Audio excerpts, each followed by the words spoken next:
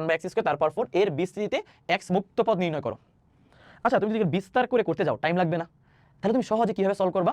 তুমি জানো কি যে যতগুলা পদ হবে তার মধ্যে একটা পদ x মুক্ত পদ।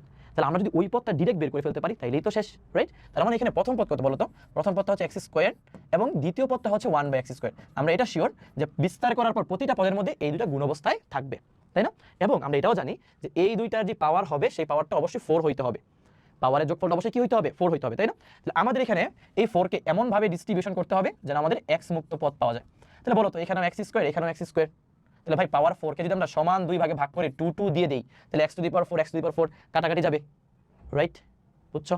তাহলে বলো এই 4 থেকে তুমি এখানে 2 আর এখানে 2 ডিস্ট্রিবিউশন করছো না, তাহলে সবটা কি হবে? 4 factorial divided by 2 factorial into 2 factorial. এটাই তো হবে।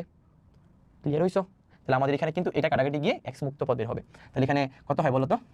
এখানে হবে তোমার হচ্ছে 6 হবে, তাই না? 4 ইনটু 3 ইনটু 2 ইনটু 1, নিচে 2 আর 2 4, তাহলে এখানে হবে 6।